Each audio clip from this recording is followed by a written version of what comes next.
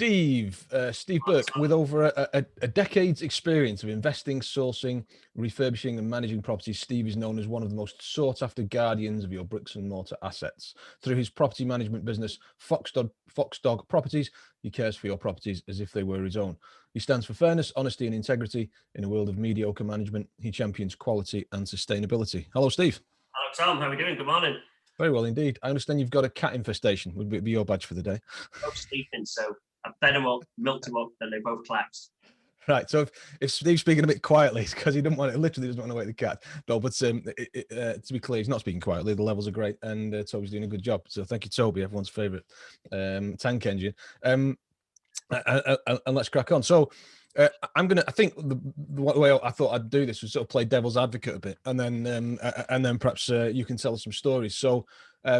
Because I've got a fascination. Those who know, who've followed me for a while, know that one of my first talks I did was called Property Disasters. And people love a disaster. You know, nothing travels faster than bad news is halfway around the world before good news has got it. The truth has got its trousers. And I'm paraphrasing a bit, but everyone gets what I'm talking about. So bad news is always popular. And of course, there's a way to deal with bad news, which we'll cover. But I sort of thought I'd start by saying, like, to go through a tenant journey, I guess. So, with regards, let's imagine we've got a new property, and obviously, as in your role at the moment, that's kind of what you help people to do is to fill properties and then manage them on their behalf. So. And I've been this landlord in the past, and I'm sure there's some people in here who've either been it in the past or thought about doing it. Which is, well, tenant referencing, that takes a long time. Maybe this isn't worth bothering with. It's not a proper job anyway. Like, they don't get the full information anyway, so why bother? Ideally, I'd get the money today, and I'd have to wait till next week for the references to be back, and they're pushing me to move in quicker. So why should I wait? Well, I understand you've had some experiences that suggest maybe it's a good idea to get the references in properly. Absolutely, yeah. I think very often for the owners, I suppose especially if it's on the back end of the renovations and a lot of cash going in, and they're sort of just keen to get some bums on seats, I suppose. And I think maybe if you're just managing one property, you've just got your own, very often it does seem like you never come across the bad ones, because not everybody's a bad person. But the problem is, once you start scaling things up, or if you do it long enough, you will inevitably come across sort of problem tenants. So we've had everything from totally fraudulent applications. We've had international currency traders who were clearly kind of making things up. And we don't know who they were, but they weren't who they were claiming they were. Through to people who have just got a trail of debt behind them. So I think, the referencing, very important, and it needs to be thorough as well. I mean, there's companies out there who are offering to do referencing for £5 or something crazy, and you've got to ask yourself, what can they actually do for that? It takes us quite a long time to reference someone. We've got a dedicated team, effectively, and they're picking over and sort of scrutinising the data that we're provided with. And the plus point of that is, I think, the national average for sort of problem tenants of whatever nature is something sort of really quite surprisingly high. Whereas for us, we're next to nothing in terms of issues that we get. Though we do have some good stories. Yeah, right. So on the rare occasions that you do have, you do have problems. I guess some of them you probably spot, and some of them get through the net, do they? Yeah, I mean, we've had sort of fake landlord references. So the ones that we would spot, there's a limit to what you can do. Ultimately, all you can do is reduce your likelihood. And I think for us, a big issue is reducing the likelihood of things like cannabis farms and things like that going on. We know guys locally who have been hit repeatedly, and it's almost like, you hear these people where if you answer the phone to a charity, all the charities get your number. It's almost like his number's around all the local cannabis farmers. And he's I know the guys had like 3 or 4 major farms it like grows on in properties this year. So much so that he actually presented himself at the police station to go and say, I'm honestly not involved, because he was starting to think that they were probably going to come for him. We've had guys sending us where everything is sort of checked out, or we're at a point where we're probably about to offer them the property, and then we've got a reference, which one of my sort of secondary hobby jobs is I'm the English language editor for the Polish Navy's Naval Journal. Well, I'm not expecting you to say that. So I can get the patterns and how, and the flaws that Eastern Europeans would typically make. Right. As I was reading this review from a chap called, I suppose I shouldn't use his proper name, but a very, very English name, or one that suggested a kind of an older gentleman to me. As I was reading it, I realised I was reading it in a Polish voice inside my head. And it was clear that it was completely and utterly fraudulent. And we managed to track the guy down we ended up, I searched the property where the guy told us he was coming from. I found it was a HMO that was listed on the Wigan HMO register. The chap who owned it owned numerous properties. And I thought, well, what do numerous HMO owners have? They have empty rooms, don't they? So I thought, well, if I was a HMO owner, where would I advertise? I thought, well, it's going to be spare room, isn't it? So I went to spare room, very quickly tracked the chap down. Phoned him, and it was completely fraudulent. And I gave him the phone number that the reference had come through, because some people will be very evasive. Even landlords are evasive, like they're not really interested in providing the reference. We always try and make an effort, because we think it's like a team effort, isn't it? If we're all sharing that information, it's harder for the rogues to get in, and if we're all kind of being honest with the information, it's harder for the rogues to get in.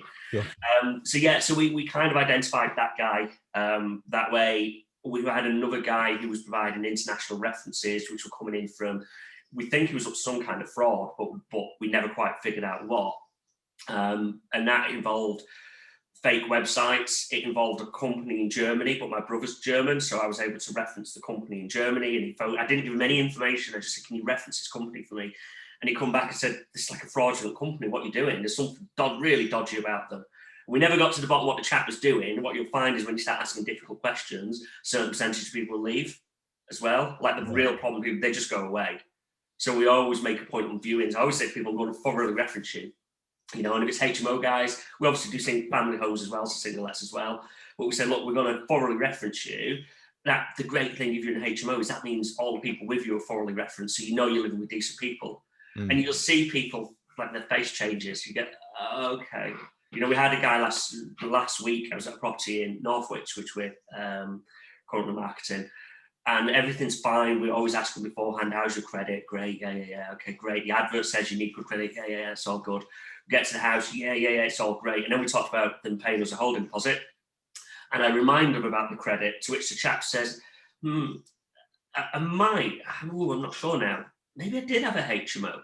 Maybe I did have a CCJ. It's like, well, did you or didn't you? I think I did. And so we get a lot of that, and the problems just go away. Yeah, absolutely. Well, in the rare occasions when they don't, what about guarantors? Get myself a guarantor in. That's sorted out, isn't it? Yes and no. I mean, the problem is, unless you're going to take out insurance on the guarantor, Sharon does all the reference and all the legal side, but obviously I see all this going on. Unless you're going to take out insurance on the guarantor, unless you're going to take out like rent protection insurance, you then also still have the problem that if the tenant defaults, you've got to pursue the guarantor. And we certainly know at least one person who we referenced a tenant for them. We advised them not to take the tenant. They took the tenant. They took a guarantor. We advised them that the guarantor wasn't great and that they should, if they qualified for rent protection insurance, they should take rent protection insurance. They're now in a position where the tenant's defaulted and the guarantor's basically said, I'm not paying you.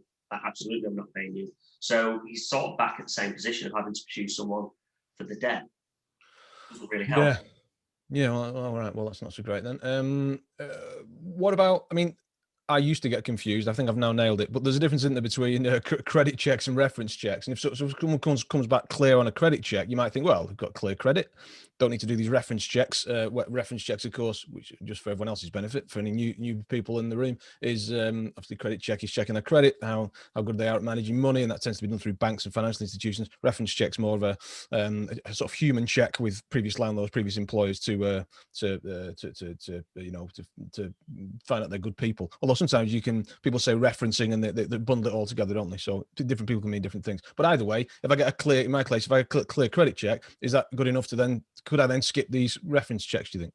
No. Because I mean, the problem is we've had situations with tenants where we've done the credit reference on them, but we subsequently discovered years later that they had credit problems, because it takes time for credit to hit you. Right. Don't get us wrong, we've referenced people who've checked out, their references have all come back great, and then we found out that they had probably about 20 grand of debt when we referenced them by owed to multiple people. None of them had pushed for a CCJ. So one of the things we would always do with someone who defaults on the rent is make sure they get a CCJ, because it's only fair. It doesn't cost that much to get a CCJ pinned on people.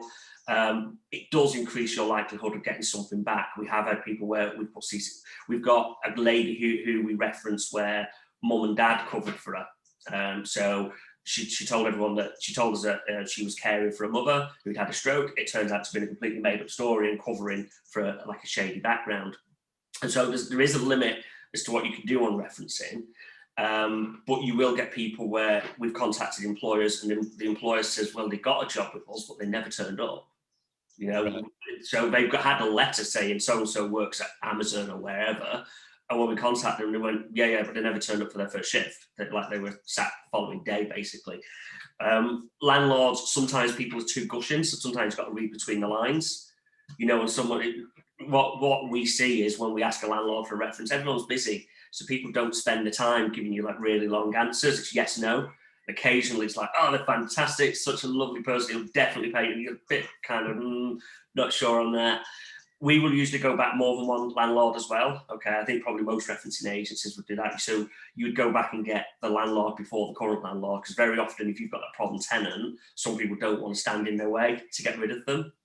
Yeah, things as well. Sometimes if mum and dad have refused to be guarantor, perhaps you might, because they'll say they're not a homeowner, you might run a land registry check, because sometimes mum and dad are the homeowner. And if they're not wanting to be guarantor for son or daughter, it can be that they know there's a bit of a track record. Yeah, interesting.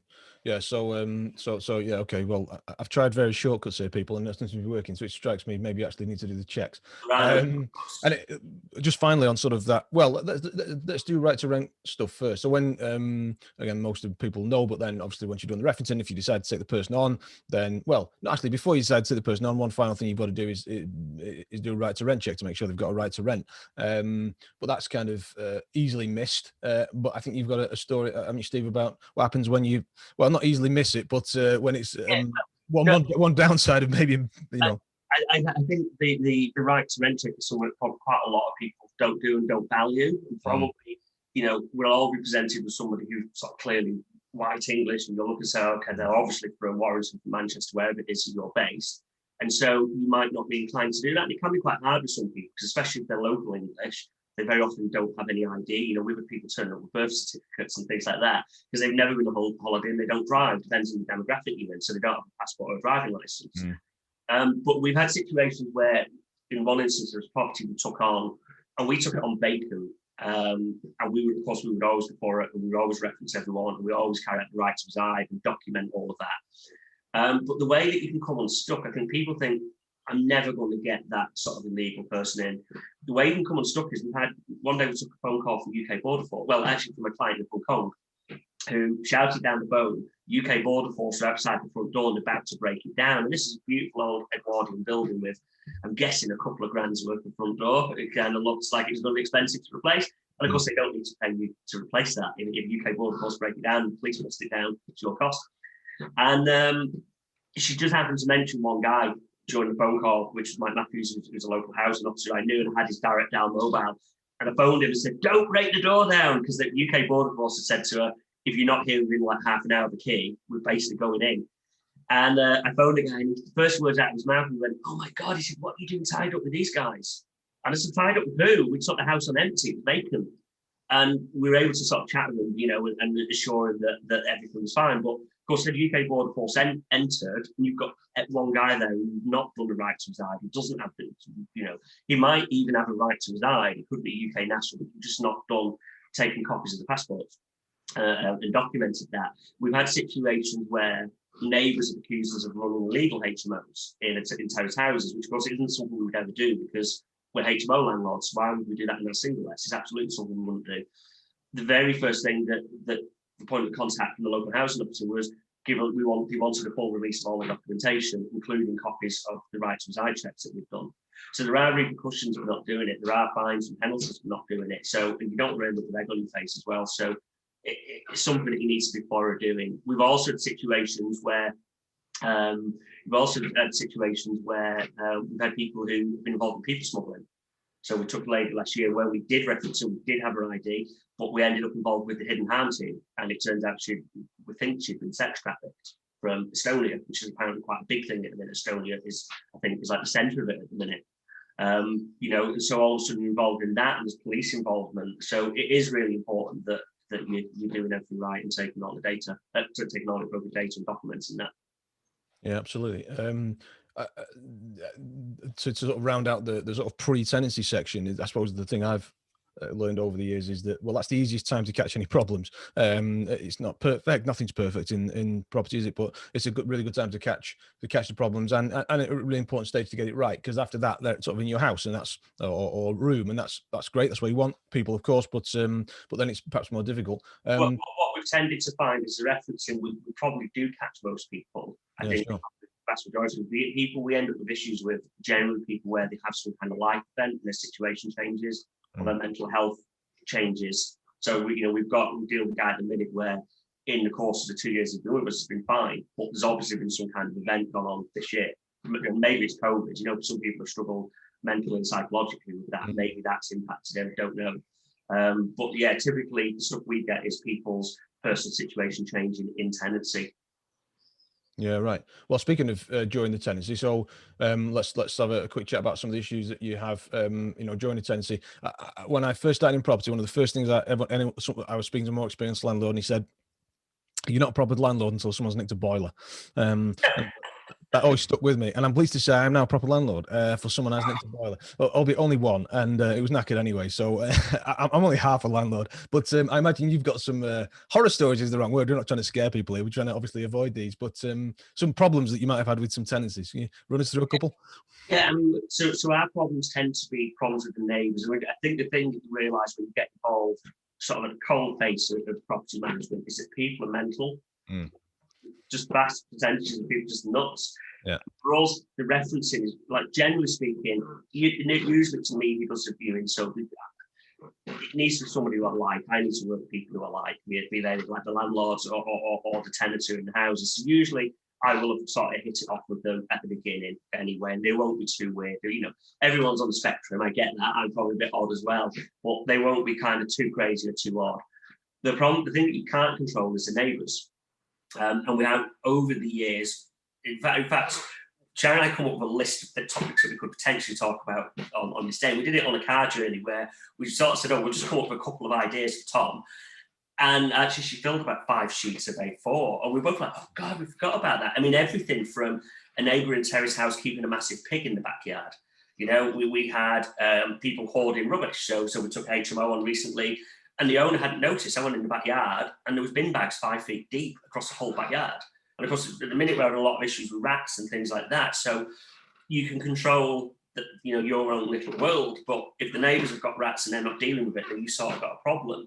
We've had complaints from neighbours about our tenants being, the term was something like overly active with light switches or something, or activating their light switches too hardly, and asked if we could ask the tenants to use light switches more gently, which I'm not quite sure how you do that. We've had threats of violence from neighbours. We've had vandalism to houses. So when we very first got into property, we bought the house, it was fine. I went back the following day, and there's a hole in the front door. So I went back the following day, and the letterbox had gone. So I went back the following day, and I kind of turned the lights out and hid, and then somebody threw eggs at the window, and I went running out, and it was a teenage boy from next door. It's like 15 or something. And I knocked on, and his mum said, I wonder where he's going with that box of eggs. And I said, well, his cooking school's finished. She said, yes, he does. I said, did he smash a hole in my front door? She went, there was a bang in there. Yeah, I think it was him. And you're just like, wow, could you please have a word, you know? Of course, people change. We've had people throw in concrete. We had a concrete slab thrown through an upstairs window. And it turned out to be a lady. Person. There was what, sorry? That's a strong person doing that. No, she was kind of like this. It was a little tiny woman, it turned out. And actually didn't like Eastern Europeans. So the first guys, that we weren't quite sure what had happened, but I could see where it ricocheted off, and it was obvious. The lady said she saw somebody throw from the bottom of the garden, but the garden was like 40 feet long, and I don't think we've ever tried to throw a concrete slab. I'm like, you're not going to hit a window from 40 feet away.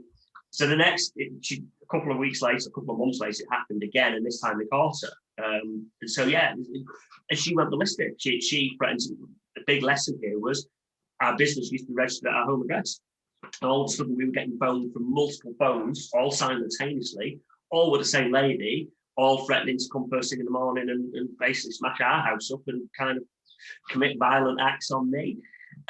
We've had tenants turn up during evictions. Sorry, so sticking with the neighbours. We've had mistaken identity. We had a situation where we get a surprising number of bricks put through windows if you manage enough houses, by the way. But big tip, don't leave any rubble in the front garden. I don't get why people do it. We yet to see a house where someone leaves a brick in the front garden where the windows don't get put through.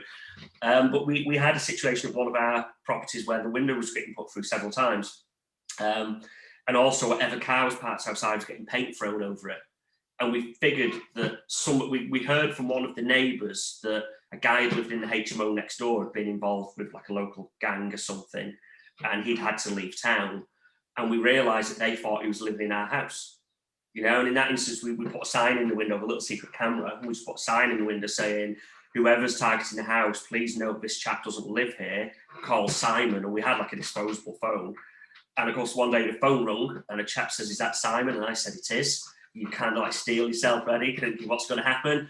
And he went, okay, and hung up. And that was it. We were done. Never happened again. They were obviously just sussing me out and making sure I wasn't the chap that they were looking for, who was like a Czech or Slovak guy. Yeah, I had one where we had a paedophile was found and sort of kicked out of his house next door to the guy, one of my tenants, and this is a guy my tenant's a guy in his 50s, and so there's a case of mistaken identity, and they were threatening to do all sorts to him, and so we had to sort of sort that out. So yeah, mistaken identity can be a big one. Before we move on, the craziest one that we've had was a guy phoned us one time. Back when we were doing we were doing a lot of renovation work ourselves, and we were sourcing this sort of 1950s mused sort of terracey thing for one of our clients. And we just finished, and I get a phone call from the guy's like frothing at the mouth. And it took me like 5 minutes to understand what his complaint was. And then I sort of summed it up and said to him, I said, am I right in thinking that your complaint is our house looks nicer than yours? And he was, normally I'd kind of like bait someone really and wind them up, because I think that's so, but I was really genuinely worried the guy was going to have attacks, and he was so angry. I said, so yeah, am I right in thinking that, the issue is that our house is nicer than yours? And he went, yes. And he said, I am a homeowner, and people driving past will think they are the homeowners. I said, well, that's nicer, isn't it? I said that you've got a nice house next door, because it had been abandoned for years, it had been a mess. I said, you've got this nice house, you're probably going to get nice neighbours. And he went, well, I agree with that. I said, it looks better, doesn't it? He said, yeah, I agree with that too. And I said to him, do you live to the left or to the right? And he said, I live to the left. And I said, haven't you just sold your house? And he said, yes.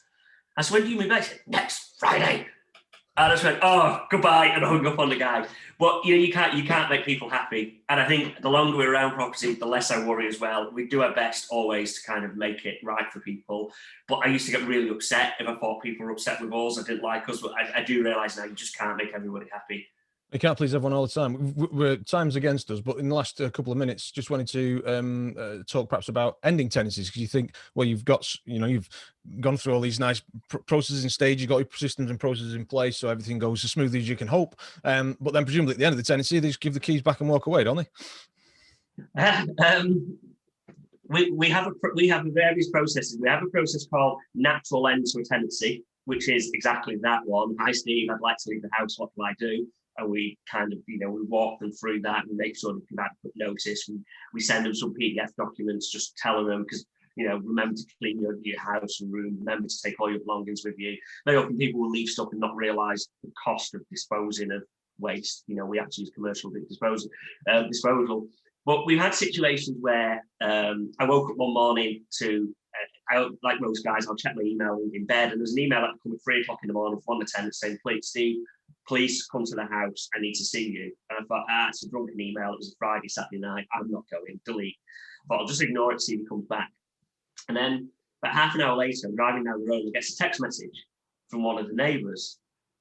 Steve, have you been to the house today? Because I think somebody got murdered there last night.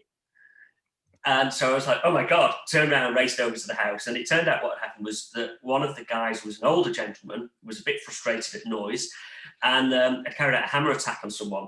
or more to the point, on their door. And in this instance, we had to ask him to leave when he very calmly explained that I shouldn't worry about any future problems, because he's told the guy who's making noise that if he makes noise again, he's going to go to the kitchen, get a knife and stab him in the head. And I kind of looked at, I was using the translator because the guy didn't speak very good English. And I was kind of looking at the translation and said, "How accurate is your translation?" And I just saw like a little tear come down his eye as he was struggling to not laugh. Very accurate. I was like, right, okay. We had a guy who was refusing to leave. He told me he wasn't going to pay his rent and he was going home to Bulgaria and he was going to buy cigarettes. And when he returned to the UK, he was going to sell them and make thousands of pounds with my rent money instead of me getting it. And he said, "There's nothing you can do to make me pay the rent." And I thought, he's right. He's really right. I wonder what HMRC does about cigarette smuggling now. So I Googled cigarette smuggling. And the very first pop-up I got was, "Would you like to report someone smuggling cigarettes?" And I thought, well, yes, I would. And so it asked you, "Do you know the guy's name?" Yes, I did. "Do you know, can you describe him?" Like, well, I've got a copy of his ID because I've done the right to reside check. I've got his passport and his passport number. I know what airport he's flying from, where he's flying to, and when he's coming back. And so I went to see him 3-4 days later to remind him he still owed me rent. And he had a face like a fiddle, as my mum would have said. And I said, "Are you okay?" And he says to me, "You phone the police." I said, "No, I didn't phone the police." He says, "At the airport, they were waiting for me and they took £3,000 of cigarettes." And I said, "Well, that's awful, isn't it?" I said, "But you do still owe me the rent, don't forget. I'll be back in a couple of days." So I comes back in a couple of days' time and there's no sign of him. So I knocks on one of the rooms and says to the girl, "Do you know where the guy's gone from this room?" She said, "Oh, he's gone to Bulgaria." I said, "No, that was last week." She said, No, she said, "Apparently all his cigarettes got taken to customs, so he's gone back. He's going to get more." I said, "Well, that is interesting." So I went home and I Googled report cigarette smuggling. I couldn't quite remember the page name. It popped up again. And of course, he got all his ID again. They got him again with another £3,000 worth of cigarettes. And at that point, he decided to leave. Well, that sounds like a sensible decision. Well, chose the hard way. Yeah, absolutely. Well, it's been an absolute pleasure talking to you, Steve. I know for a fact we could carry on talking and do another bunch of these, but we'll leave it there for now. And I think that the thing that people should take from it is, first of all, who doesn't love a story about a disaster, but also how the key thing is that without the correct planning, the correct documents, the correct everything in place, which obviously Steve and Sharon have, that things could have been a lot worse, right, in a lot of these instances. Yeah, absolutely. Good. Well, thank you very much to Steve. Really appreciate it. Really enjoyed that chat.